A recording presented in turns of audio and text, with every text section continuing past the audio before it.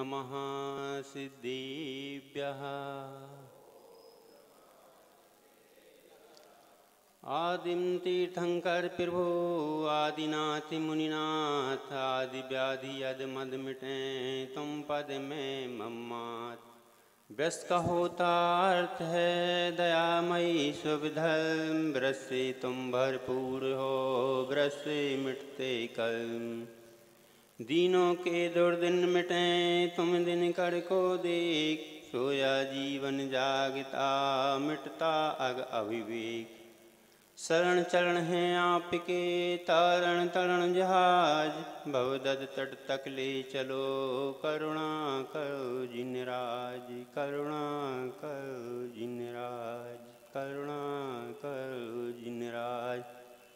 बोले प्रथम तीर्थंकर आदिनाथ भगवान की, मूल नायक पार्श्वनाथ भगवान की, वर्तमान शासन नायक वर्धमान स्वामी की, चतुर्वंशी तीर्थंकर भगवान की, दादा गुरु विमल सागर जी महाराज की, आचार्य भगवान गुरुवर श्री विशुद्ध सागर जी महाराज जी की, ढाई दीप में विराजमान 3 कम 9 करोड़ मुनि भगवंतों की। बोले परम पूज्य मुनि श्री 108 निवृत्त सागर जी महाराज जी की जय।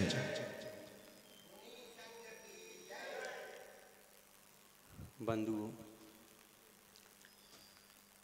पुण्य और पाप चल रहा है। पुण्य कब होगा? जब संयम धारण करेंगे। कुछ संयम पुण्य करके आएंगे, जब संयम धारण करेंगे उससे पुण्य की अपने को प्राप्ति होगी।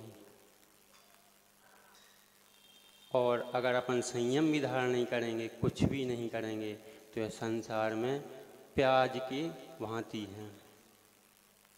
जिस प्रकार प्याज में छिलका होता है, एक छिलका निकालो और दूसरा फिर तैयार हो जाता है, ऐसा करते जाओ पूरी प्याज नष्ट हो जाती है,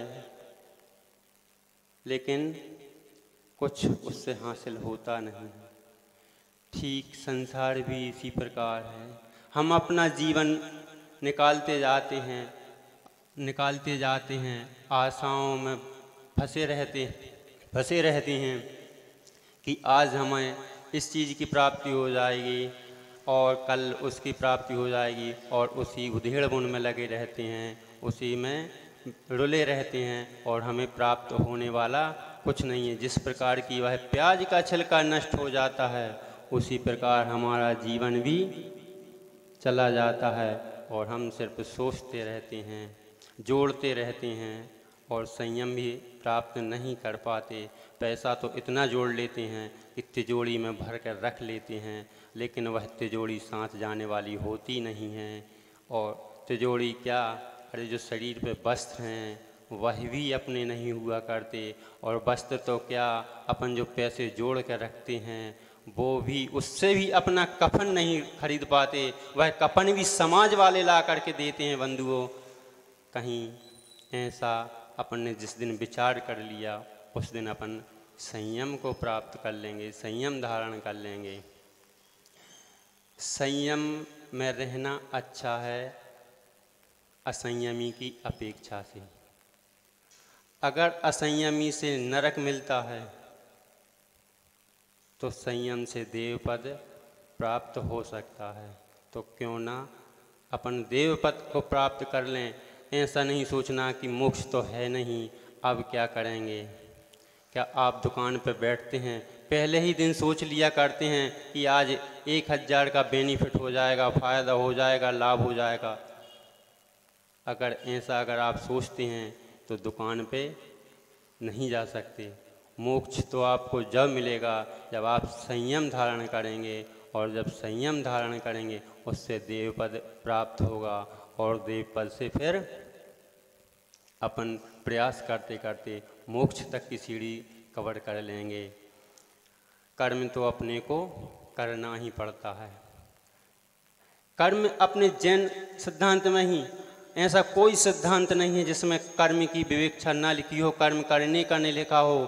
कर्म तो हर जगह, चाहे वो वैष्णव धर्म हो, कोई सा भी धर्म हो, सब में वैष्णव धर्म में तो रामायण में लिखा है कर्म प्रधान कर्म विश्व राखा, कर्म प्रधान कर विश्व राखा, जो जस करई सो फल चाखा, जो तस फल चाखा। तो जैसा कर्म करोगे वैसा फल तो आपको मिलना ही पड़ेगा और भोगना ही पड़ेगा। तो क्यों ना हम अच्छे कर्म करें और उस फल की इच्छा करें। ऐसा लोग सोचते हैं कि हमने तो कर्म में ऐसा किया नहीं है। बहुत से लोग संयम तो धारण कर लेते हैं, व्रत ले लेते हैं, लेकिन उनका मान नहीं जाता। अगर व्रती और बन गए फिर तो और ज़्यादा। अगर किसी ने चौके में बोल दिया भैया थोड़ा सा ऐसा कर लो, तो मेरे को क्या समझ में कम आता है। तो ये है संयम छूटा नहीं आपका। संयम तो क्रोध कम कर देने के उपाय हैं, मान कम करने का उपाय है। जिस प्रकार की आम का वृक्ष है या कोई भी फलदार वृक्ष है, जब उसमें फल लगे होते हैं वह नीचे की ओर झुक जाया करता है। लोग उस पर पत्थर मारते हैं आम के वृक्ष पर, लेकिन वह कभी पलटकर जवाब नहीं देता, उसके बदले में फल और दिया करता है। संयमी की वही हालत होना चाहिए। ऐसा नहीं कि हमने मान के चक्कर में संयम धारण कर लिया और फिर उसको वापस उसे डांटने लगे। यह तो बिल्कुल अपोजिट हो जाएगा, विपरीत हो जाएगा। संयम झुकना सिखाता है, तनना नहीं सिखाता, मान करना नहीं सिखाता, क्रोध करना नहीं सिखाता। संयम के पास जिस पास आ जाता है उसकी महिमा निराली हो जाया करती है। भगवान के पास जाने से इतनी महिमा बढ़ जाती है, इतनी महिमा बढ़ जाती है। एक बार हम एक जगह पे थे, हमने प्रतिमा नहीं उठाई थी, भगवान के आहार नहीं कराए थे। सोनगर में तो करा दिए थे एक बार, लेकिन उसके बाद फिर हमने आहार नहीं कराए भगवान के। पच कल्याणक में क्लास हुई, क्लास के बाद हम सुबह हम फ्रेश हो करके, और कंप्लीट भी नहीं हो पाए थे, आचार्य भगवान के यहाँ से एक संदेश आया कि भैया आपको प्रतिमा जी को आहार कराना है। हम चकित अचंभित, क्योंकि पहले से कुछ बोला नहीं था और मालूम भी नहीं।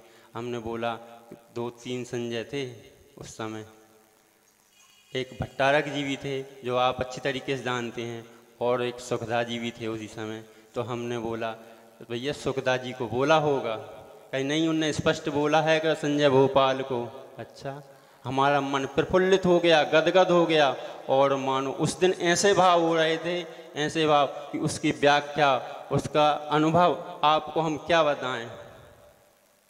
जिस दिन हमने भगवान के आहार कराए उस दिन हमारे जमीन पे, मानो जमीन पे पैर ही नहीं थे। इतनी खुशी। हमने आचार्य भगवान से बोला भगवान आज तो क्या चमत्कार हुआ, हमें खुद नहीं मालूम, हम खुद नहीं समझ सकते इस चीज़ को। आचार्य भगवान बोले ठीक है। आचार्य भगवान को अभी कुछ किसी से कुछ बोलते नहीं हैं, या तो ठीक है ठीक है देखते हैं, कोई भी पहुंच जाए कुछ भी ठीक है, अच्छा है, अच्छा जो करोगे अच्छा करोगे। हमेशा आचार्य भगवान ऐसा ही बोलते हैं। जिसको संयम प्राप्त हो जाए,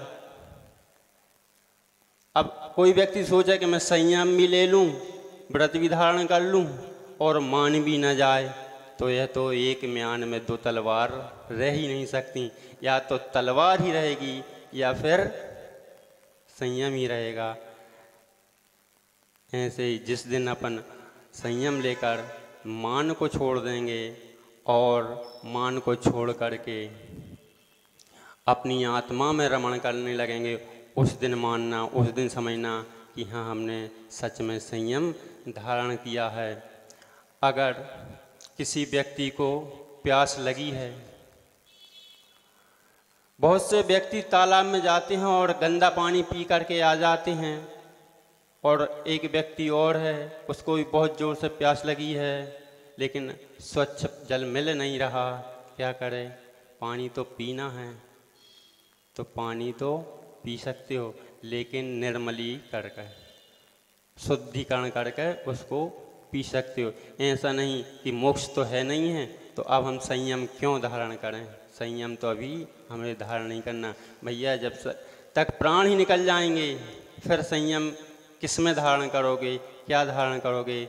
संयम तो आप एक काम करो, जब स्वच्छ जल होगा उससे अपने को और शुद्ध कर लेना, लेकिन गंदा जल ना पी करके, इस विषय भोगों में ना पड़ करके, नरक ना जा करके, और अपन संयम रूपी जल को धारण कर लें और पी लें, थोड़ी सी अपनी प्यास बुझा लें और निर्मल जल को फिर बाद में अपन धारण कर लेंगे। जब अपने प्राण बच जाएंगे तो हम आगे और संयम धारण कर लेंगे। जिस दिन आप संयम धारण कर लेंगे, देव पद को प्राप्त हो जाएंगे, उस दिन उधर से चल करके और अपन जो है मोक्ष के गामी तैयार हो जाएंगे। हर व्यक्ति यह सोचता है, बोलता है, कहता है कि हमें आज तक मिला क्या संसार में, क्यों करें, क्या रखा है। हमने तो इतना पुण्य किया, तुमने आज पुण्य किया, कब किया, देखा कब पुण्य किया था या पाप की क्रिया करने गए थे। बहुत से लोग महाराज जी को आहार देने भी जाते हैं, किसी ने अगर बोल दिया भैया ये चीज़ मत चलाओ अभी या बाद में चलाना, तो फौरन क्रोध आ जाता है और चौके से भी भाग जाया करते हैं बहुत से लोग। तो आपने पुण्य का बंद किया या पाप का। और जो व्यवस्थापक हैं उन्हें भी चाहिए पड़ता है, भैया ठीक है आप चला रहे चला लो, कोई बात नहीं है, हमारा भाग होगा तो अच्छे होंगे, नहीं भाग होगा। आप 24 घंटा देखते रहना, सोचते रहना, कुछ भी नहीं कर सकते। अगर हमें हमारे भाग में आज है ही नहीं, अंतराय है, तो कोई उसे टाल ही नहीं सकता। हमें कुछ दिखेगा ही नहीं, हम अपनी ही घटना बताते हैं। हम सद्भाव सागर जी के साथ गए आहार कराने के लिए, हमने पूरा सोदाग्रास, हमें नहीं दिखा, हमें बिल्कुल भी नहीं दिखा। जबकि ऐसे करके आप संजय भैया आपको मालूम है कि हम कैसे कराते थे, उसके बाद भी वह हमें नहीं दिखा। और जैसे ही हमने आपको उनने देख लिया, हम ऐसा कर रहे थे, उनने देख लिया, और छोटा मोटा नहीं बहुत बड़ा बाल था, देख लिया, उन्होंने ऐसा किया, हमने कहा आपको तो लेना पड़ेगा। हमने ज़बरदस्ती, अब वो ये भी नहीं कह सकते कि नहीं, उन्होंने खोल दिया, हम कि आपको तो लेना ही पड़ेगा। और जैसे ही हमने लिया, उन्होंने दिखाया, हमने कही बता, यह स्वयं की घटना है। तो कुछ निमित्त भी होते हैं, कुछ उपादान भी होते हैं, स्वयं को दोष भी नहीं देना चाहिए। और ऐसा भी नहीं सोचना चाहिए कि अगर हमारे द्वारा अंतराय आता है या हमारे द्वारा कर्मों का क्षय नहीं होता तो फिर हम आहार देने भी नहीं जाएंगे या हम व्रत धारण नहीं करेंगे, हमारी सामर्थ्य नहीं है। सामर्थ्य तो आपकी है, बहुत सामर्थ्य है, आप छुपाए बैठे हैं। हाँ, कर्म उदय में आ रहे हैं, वो अलग विषय है, वो अलग चीज़ है कि कर्म उदय में हैं तो हम नहीं कर सकते।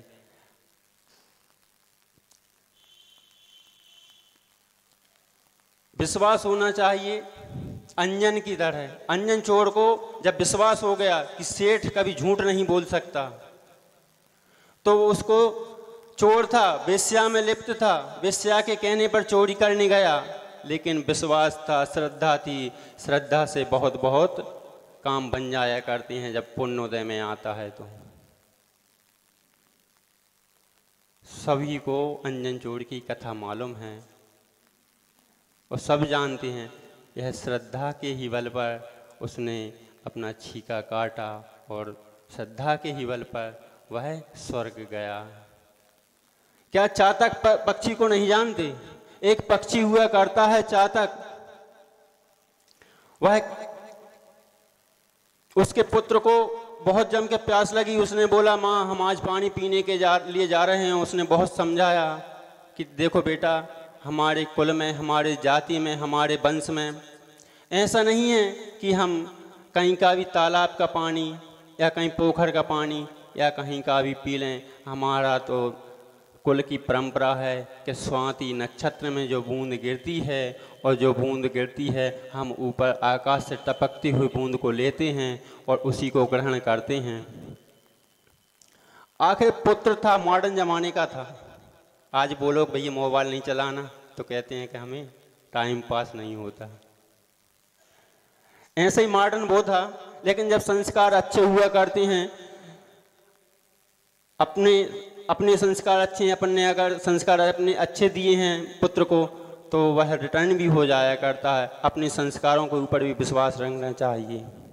जब वह चातक पक्षी नहीं माना, उसके माँ ने कहा ठीक है जाओ पी कर के आ जाना, कोई बात नहीं। जब वह पक्षी, लेकिन याद रखना मेरे थोड़े से संस्कारों को भी ध्यान में रखते रहना, इतना बोला और उसने माँ ने आज्ञा दे दी। जब वह पुत्र चलते गया, मानसरोवर कोई पास नहीं था, दूर था मानसरोवर। वह चलता गया, शाम हो गई। शाम के समय वह एक वृक्ष के नीचे बैठा। देखता क्या है, एक वृद्ध दादाजी एक खटिया पर कराह रहे थे, पड़े थे। एक उसका पुत्र आया, पुत्र यौवन था, सुबह से शाम तक गया मजदूरी करने के लिए। जब आया तो हाथ खाली लेके आया, कुछ लेके नहीं आया। जब वह बोला पिताजी, पुत्र उसे बोले पिताजी दादाजी कि आप आ गए, कुछ ले आए। उसने बोला दादाजी पिताजी हम आपसे क्षमा मांगते हैं, आज अपने भोजन की व्यवस्था नहीं हो पाई। बोले ठीक, क्यों, क्या आज मेहनत नहीं की? बोले आज समय नहीं मिला। अच्छा क्यों, क्या करते रहे? बोले मैं जा रहा था, रास्ते में एक मोहरों की थैली पड़ी मिली थी तो मैंने उसे देखा और देख करके बोले फिर क्या हुआ? बीच में ही दादा बोल पड़े, फिर क्या हुआ, तुमने उसको रख ली क्या?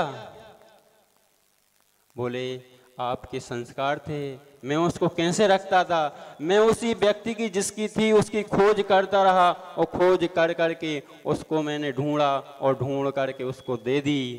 बोले बहुत अच्छा किया, लेकिन वह 2 मोहर मेरे को दे रहा था। बोले फिर दादाजी बीच में बोल पड़े, उठकर बैठ गए। जो कराए रहे थे, हिलने की जिनकी सामर्थ्यता नहीं थी, वह उठ कर बोल पड़े क्या तूने वो ले ली? बोले नहीं पिताजी, आपके दिए हुए संस्कार थे, मैं ऐसे कैसे ले सकता हूँ।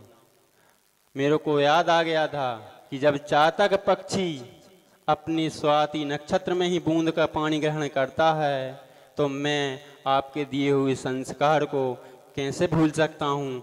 वह 2 मोहरें मेरे को दे रहा था, मैंने उससे बोला। फिर बीच में बोल पड़े, फिर तुमने क्या बोला?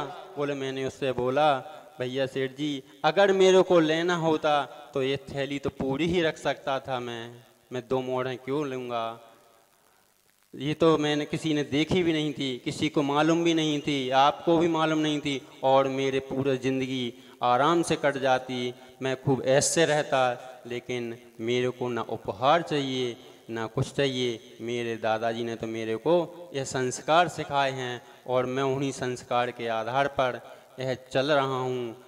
तब वह दादा बोले ठीक किया पुत्र। वह दादा उठ के खड़े हो गए, वह पिताजी उठकर खड़े हो गए। खड़े होकर उस बालक की पीठ ठोंकी, बोले कि बहुत अच्छा किया, कोई बात नहीं है, हम भूखे तो रह लेंगे, एक दिन भूखे रहने में क्या हर्ज है। जब चातक पक्षी इतनी भीषण ग्रीष्म तपती दोपहरी में भी और कहीं पोखर का जल नहीं पीता, किसी नाले गंदे का जल नहीं पीता, किसी तालाब का जल नहीं पीता, तो फिर हम क्या एक दिन भूखे नहीं रह सकते? यह सुनकर रहा था। वही उसी पेड़ के नीचे बैठा चातक पक्षी। इतना सुनते सुनते सुबह हो गई और वह सुबह होते ही वहाँ से उड़ गया। उड़ करके जा करके अपनी माँ के पास पहुँचा, जबकि माँ समझ गई थी कि यह तो खाली आया है, पीकर पानी नहीं आया, क्योंकि इतनी जल्दी मानसरोवर की यात्रा हो ही नहीं सकती थी। वह पूछती है क्या हुआ बेटा, पानी मिला, पी आए, तृप्त हो, संतुष्ट हो? वह बोला, उसने पूरी घटना सुना दी और बोला कि देखो माँ, आपके दिए हुए संस्कार हैं, उन संस्कारों से मैं कैसे देख सकता हूँ। जब एक मनुष्य पृथ्वी लोक में, एक मनुष्य हमारे कुल की, हमारे जाति की, हमारे वंश की, हमारे परंपरा की दुहाई देता है, उस वंश परंपरा को मैं कैसे लजा सकता हूँ, कैसे डुबो सकता हूँ। मैं इतना गिरा हुआ भी नहीं हूँ। उस माँ के आंखों में आंसू आ गए, गदगद हो गई। वह बोली, मेरे को अपने पालन करने में, अपने संस्कार देने पर पूरा विश्वास था। एक दिन तुम ऐसा ही करोगे। वही तो यहाँ कह रहे हैं, आप सोच रहे होंगे कि महाराज जी क्या कर रहे हैं, ये कहानी सुना रहे हैं। वरम मृते पदम देवम नावृते वत नारकम छाया तपस्तुर्भेदा प्रतिपालयतोर महान। यह वही चल रहा था। आप सोच रहे होंगे महाराज जी ने कहानी करते हैं और कहानी के सिवा माध्यम से ही समझा दिया करते हैं, और उसमें जो कुछ भी त्रुटि हो तो आगे अपने ज्येष्ठ मुनिराज जी विराजमान हैं, उनकी